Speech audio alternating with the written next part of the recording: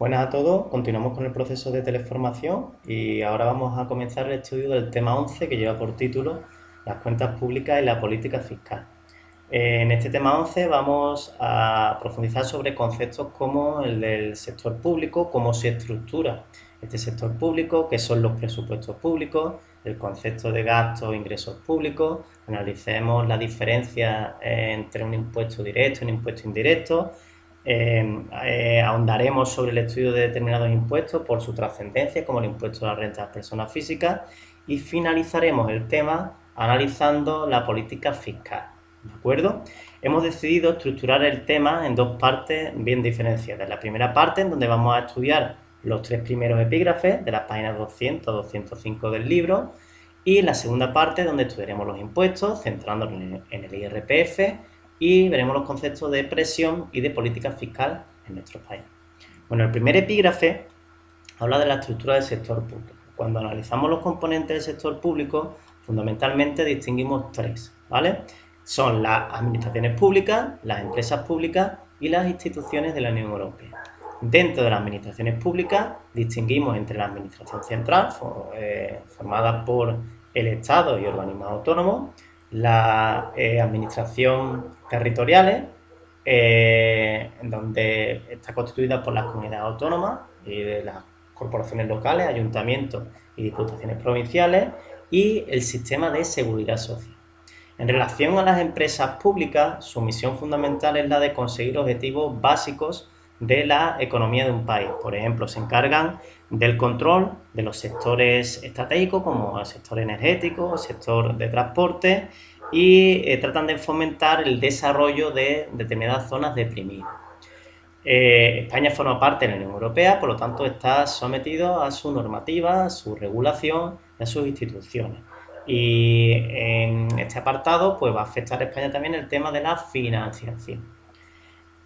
Aquí hay que hablar de un concepto importante, que es el concepto de descentralización de la administración. ¿Esto qué quiere decir? Bueno, que actualmente pues muchas de las competencias de la administración central están delegadas o están transferidas a las administraciones territoriales, ¿vale? Esta transferencia de competencias se ha ido ahondando en los últimos años. Actualmente casi el 50% de las competencias pues están delegadas a las entidades o las administraciones territoriales, ¿de acuerdo? Comunidades autónomas o entidades locales. Por ejemplo, las comunidades autónomas y las entidades locales se encargan de la regulación en materia de educación, de sanidad, de vivienda, etcétera. Sí que es verdad que hay determinadas materias en donde hay una competencia compartida. Por ejemplo, en investigación y desarrollo, protección policial, la defensa del medio ambiente, actividades culturales y, por último, bueno, pues las prestaciones sociales pues son desarrolladas o se encargan el sistema de seguridad social. Bueno, en el epígrafe 2 se habla de los presupuestos públicos. ¿Qué son los presupuestos públicos? Bueno, anualmente, todos los años, las administraciones locales y las administraciones centrales lo que hacen es hacer una previsión de gastos e ingresos de cara al año que viene, ¿de acuerdo? Esto constituye lo que se llama el presupuesto público. Las administraciones determinan cuánto creen que se va a gastar el año que es siguiente y los ingresos necesarios para financiar ese gasto. El gobierno elabora los presupuestos generales y las comunidades autónomas y las entidades o las corporaciones locales, es decir, los ayuntamientos, pues elaboran los presupuestos autonómicos y municipales. ¿Cuándo se considera que un presupuesto es equilibrado? Bueno, cuando los ingresos y los gastos pues están igualados. Cuando no hay esa igualdad entre ingresos y gastos, se produce una serie de desequilibrios, ¿de acuerdo? Cuando los gastos superan a los ingresos, se habla de déficit público, y si los ingresos superan los gastos, se habla de superávit público, ¿de acuerdo? A la hora de analizar el déficit público, podemos distinguir entre lo que se conoce como el déficit cíclico o temporal, que es cuando, o se produce cuando la economía está en recesión. Ya veíamos en el tema anterior que en la economía hay ciclos y en las épocas de recesión pues puede suponer que estemos en una situación de déficit cíclico. ¿Qué es lo que pasa? que cuando la economía sale de esa fase de recesión, pues se supera esta situación de déficit cíclico.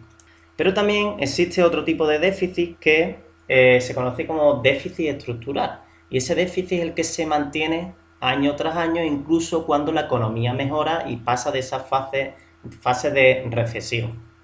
Cuando existe este déficit estructural, el Estado tiene dos opciones: o bien aumenta los impuestos o bien recurre a lo que se llama el endeudamiento.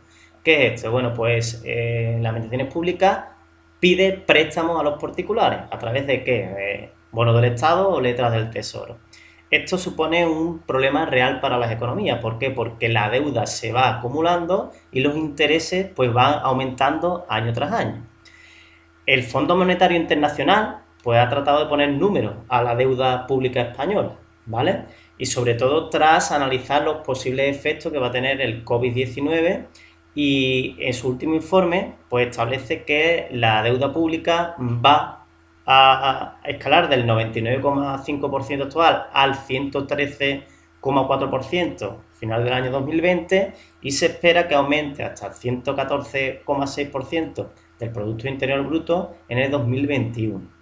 España se va a situar en uno de los países con mayor deuda pública del mundo. ¿Cuál es la vía o la solución más eficaz para luchar contra este problema? Bueno, pues el crecimiento económico, el crecimiento de la economía y el aumento del empleo. Otra forma para tratar de solucionarlo pues sería reduciendo el gasto público. Es lo que se conoce coloquialmente como los recortes, o bien aumentar los impuestos, aumentar la presión fiscal. Finalizamos esta primera parte del tema 11, bueno, pues con las siguientes tareas, ¿vale? El ejercicio 5 de la página 212 y la actividad en la práctica de la página 200.